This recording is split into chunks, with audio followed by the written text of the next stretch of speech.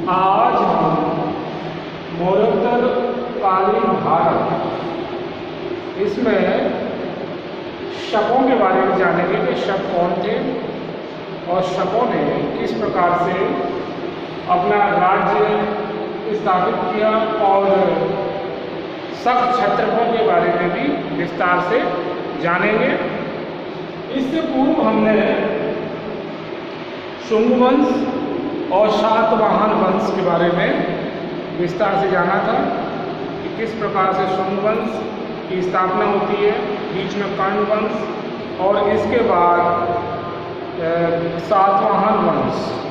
अब सातवाहन वंश के बाद हम अब शकों के बारे में जानेंगे कि शक कौन थे।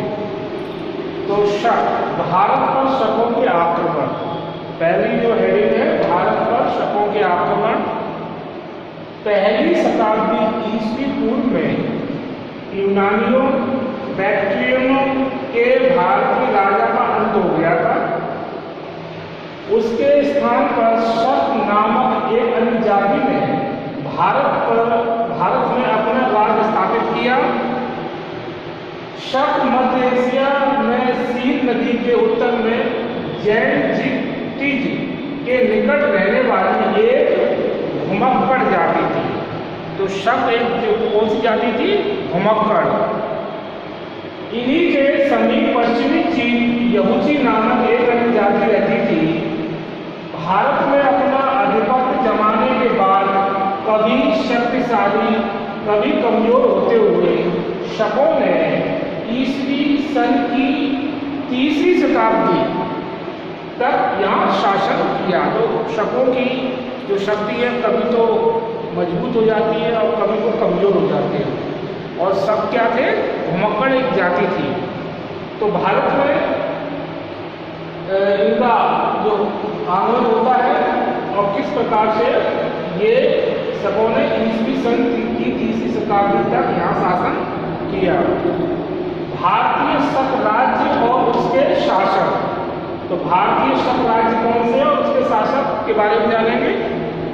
जॉन मार्शल के अनुसार, ये विद्वान इतिहासकार, इनके अनुसार भारत में शकों का सबसे पहला शासक मावेश था। शकों का जो पहला शासक है वो कौन है? मावेश। उसके शासनकाल की तिथि अनिश्चित है, मतलब ये नहीं पता लग पाया है कि वह उसका शासन कब से कब तक रहा, इसके बारे में कंफ्यूजन है। मावेश ने अपने राज्य के अलग अलग भागों में शासन के लिए क्षत्रप, मतलब मावेश को अपने शासन संचालन करने के लिए सहयोगी की जरूरत थी और उन सहयोगी के रूप में उन्होंने क्षत्रप, जिनको गवर्नर कह सकते हैं, गवर्नर के रूप में उनको नियुक्त किया जाता था। मतलब मावेश ने अपने शासन के सहयोग के लिए क्षत्रपों यानी गवर्नर को नियुक्त किया था। मावेश के बाद एवेश, और मावेश के बाद कौन आता है? एवेश शकों का शासक बनता है। किंतु एवेश को हटाकर एजीलिसेज शासक बना। क्या बना? एजीलिसेज शासक बना। इसके बाद पल्लव शासक फायोटीज ने, हाँ, इसके बाद ये एजीलिसेज शासक बना। इसके बाद एसेज द्वितीय शासक बना। मतलब पहले शकों का शासक जो कौन बनता है? मावेश के बाद एवेश और शकों का शासक बनता है। किंतु एवेश को हटाकर एजीलिसेज शासक बना। इसके बाद जो है एसेज द्वितीय शासक बनता है, एसेज द्वितीय। इसके बाद पल्लव शासक फायोटीज ने तक्षशिला पर अधिकार कर लिया और जिसे हटाकर बाद में कुषाणों के नेता गांडोफार्नीज, कुषाणों के नेता कौन है? गांडोफार्नीज ने तक्षशिला पर अधिकार कर लिया। इस प्रकार तक्षशिला से शकों के अधिकार का अंत हुआ। तो तक्षशिला पर जब गांडोफार्नीज का अधिकार हो जाता है तो वहां से शकों का जो अधिकार था तक्षशिला पर वो उनके हाथ से निकल जाता है और अधिकार का अंत होता है। तो हमने देखा भारतीय साम्राज्य और उसके शासक में पहले मावेश के बाद एवेज और एवेज के बाद एजीविसेज और उसके बाद ऐसे द्वितीय और इसके बाद पल्लव शासक फायोटीज और इसके बाद कुषाणों के नेता गांडोफार्नी ने तक्षशिला पर अधिकार कर लिया। तो इस प्रकार से तक्षशिला पर किनका अधिकार हो जाता है? ये गांडोफार्नी कुषाणों के नेता। ठीक है। शक छत्रप, शक छत्रप कौन थे इसके बारे में जानेंगे। शक छत्रप शक शासकों ने प्रांतों में शासन करने के लिए जिन अधिकारियों को नियुक्त किया, मतलब सब शासकों को अब शासन संचालन करने में सहयोग की जरूरत तो थी, तो वो किस प्रकार से कुशलता से शासन को संचालित करें, इसके लिए उन्होंने क्या किया कि प्रांतों में शासन करने के लिए जिन अधिकारियों को नियुक्त किया गया उन्हें शक छत्रप कहा जाता था। क्या कहा जाता था? शक छत्रप। सामान्यतः शकों के प्रत्येक प्रांत में 2 छत्रप होते थे। कितने छत्रप होते थे? 2 छत्रप होते थे। नंबर 1 छत्रप, नंबर 2 महाछत्रप। ये छत्रप और महाछत्रप 2 छत्रप होते थे। भारत में शक छत्रपों के मुख्य केंद्रों को 4 भागों में बांटा जाता है। भारत में शक छत्रपों के मुख्य केंद्रों को 4 भागों में बांटा जाता है। वो कौन से 4 भाग हैं उनको देखेंगे। नंबर 1 उत्तरी भारत के छत्रप, नंबर 1 उत्तरी भारत के छत्रप, नंबर 2 पश्चिमी भारत के शक छत्रप, नंबर 3 मथुरा के छत्रप और नंबर 4 उज्जैनी के छत्रप। तो छत्रप 2 होते थे, छत्रप और महाछत्रप, और जिनको 4 भागों में बांटा गया है। पहला है उत्तरी भारत के छत्रप, नंबर 2 पश्चिमी भारत के शक छत्रप, नहीं पश्चिमी भारत के शक छैराट, पश्चिमी भारत के शक छैराट, और नंबर 3 मथुरा के छत्रप और नंबर 4 उज्जैनी के छत्रप।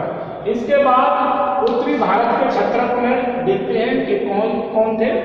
उत्तरी भारत में मुख्यतः कपिश, पुरुषपुर, अभिसार, त्रस्त, कुसलुक, मणिकुल, जिहोनिक, इंद्रवर्मन छत्रप वंशों ने शासन किया। उत्तर भारत के छत्रपों में अगर गिनती की जाए तो इन लोगों ने कपिश, पुरुषपुर, अभिसार, त्रस्त, कुसलुक, मणिकुल, जिहोनिक, इंद्रवर्मन छत्रप वंशों ने शासन किया। इसके बाद पश्चिमी भारत के छत्रप कौन से थे और वो कौन कौन है उनको देखते हैं। पश्चिमी भारत के जिन छत्रप वंश ने राज किया वह छैराट वंश के नाम से प्रसिद्ध है। किस नाम से प्रसिद्ध है? छैराट। पश्चिमी भारत में जिन छत्रपों ने शासन किया वह छैराट वंश के नाम से प्रसिद्ध है। छैराट वंश के शासकों का केंद्र नासिक था। कौन सा केंद्र था इनका शासन का केंद्र? नासिक, जो महाराष्ट्र में है। इसलिए इसे नासिक का छत्रप भी कहा जाता है। नासिक इनका शासन का केंद्र है, तो इसीलिए इनको नासिक का छत्रप भी कहते हैं। इस वंश के क्षत्रियों में भूमक, मतलब इस वंश के छत्रपों में भूमक और नेहपान के नाम प्रसिद्ध है। भूमक के अधिकार क्षेत्र में मालवा का प्रदेश था। तो हमने देखा पश्चिमी भारत छत्रपों में ये जो था छैराट वंश के नाम से प्रसिद्ध था। इस छैराट वंश के शासकों का केंद्र नासिक था, इसलिए इसे नासिक का छत्रप भी कहा जाता है। इस वंश के छत्रपों में भूमक और नेहपान के नाम प्रसिद्ध हैं।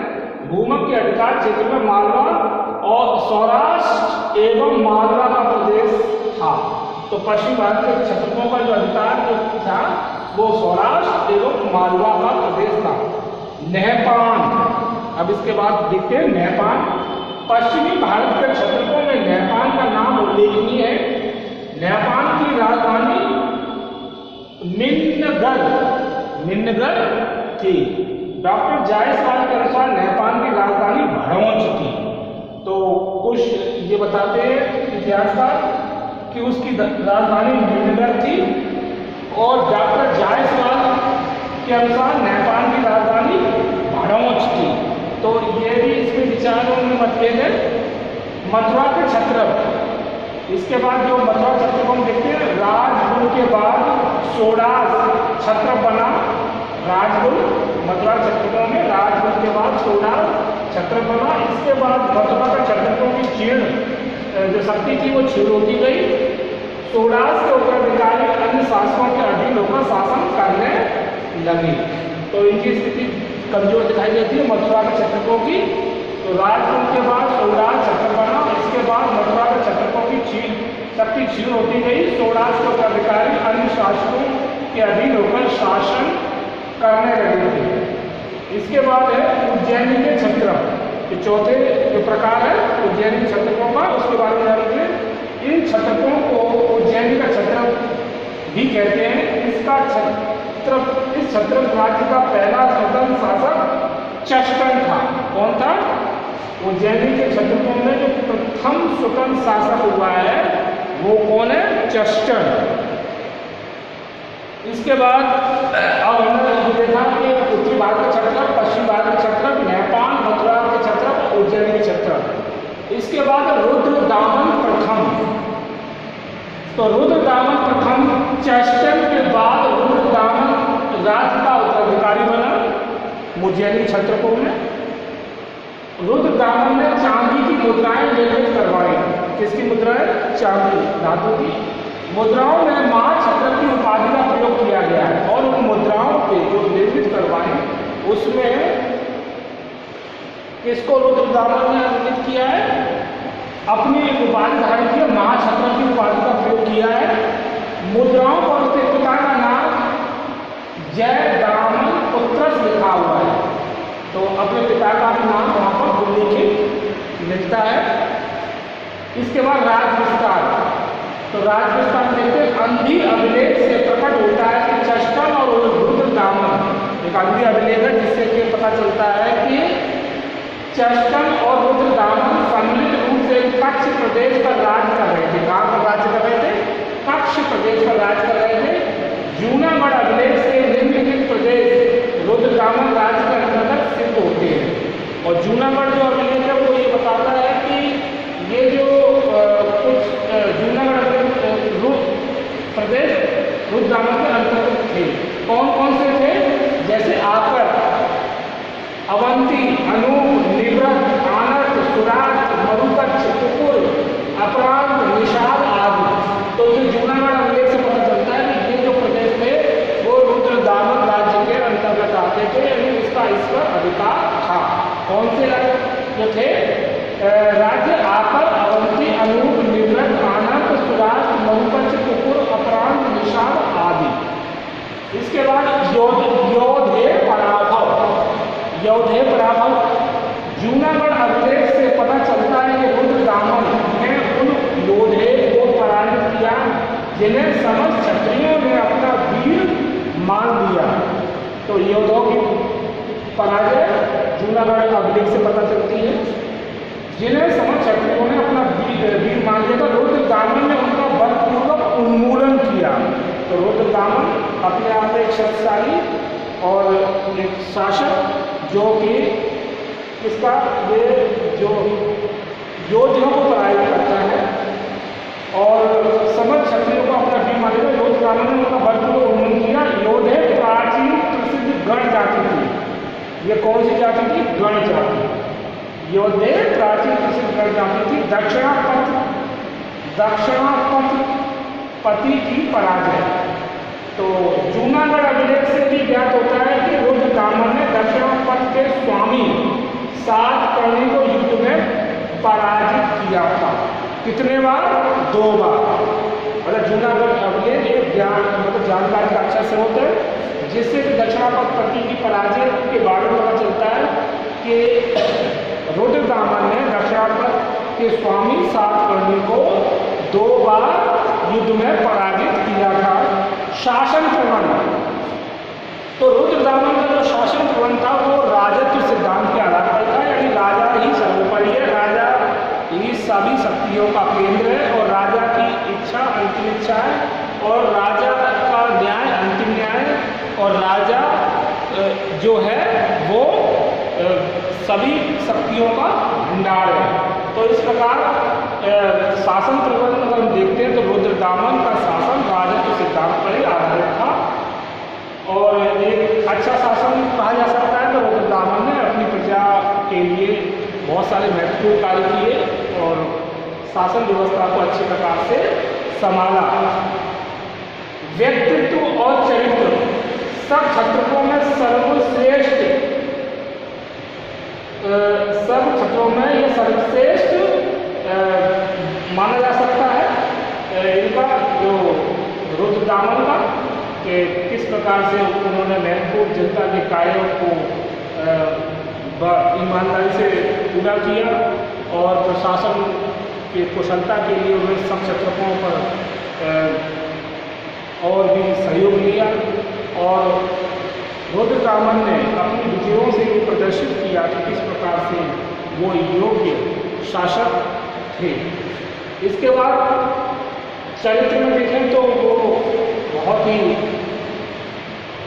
एक तरह से मतलब उदार, सहिष्णु, उच्च चरित्रवान, विसंगतियों से दूर, विलासता से दूर जीवन जीने वाले रुद्रदामन, तो उनका चरित्र और व्यक्तित्व अपने आप में उत्कृष्ट था।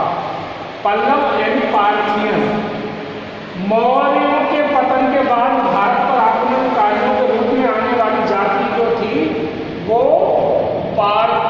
ये पार्थिया के निवासी थे। मतलब मौर्यों का जब पतन हुआ तो भारत पर आक्रमण करने वाली ये जाति थी जो पार्थिया की निवासी थी और इन्होंने बाद में भारत की जो राजनीतिक स्थिति थी उसका लाभ उठाया और मौर्यों के पतन के बाद भारत की राजनीतिक स्थिति भी कुछ कमजोर सी थी। तो पल्लव यानी पार्थियन जो पार्थियन निवासी थी इसने क्या मौर्यों के पतन के बाद भारत पर आक्रमण किया। तो आज हमने देखा मौर्योत्तरकालीन भारत में शक, भारत पर शकों के आक्रमण, भारतीय शक राज्य और उसके शासक, शक क्षत्र जिसमें 4 भागों में बटे हुए, उत्तरी भारत के क्षत्र, पश्चिमी भारत के क्षत्र, नेपाल, मथुरा के क्षत्र और उज्जैन के क्षत्र, रुद्रदामन प्रथम, राजस्थान का योद्धे पराभव, दक्षिणापद पराजय, शासन प्रबंध, व्यक्तित्व और चरित्र और पल्लव और पार्थियन। तो हमने शकों के बारे में विस्तार से जाना, क्षत्रियों के बारे में जाना और हमने ये देखा कि जो महावेश के बाद शकों का शासक बनता है। तो इस प्रकार से आज इस वीडियो में इतना ही। इसके आगे हम नेक्स्ट जो टॉपिक को नेक्स्ट वीडियो में समझेंगे। ओके।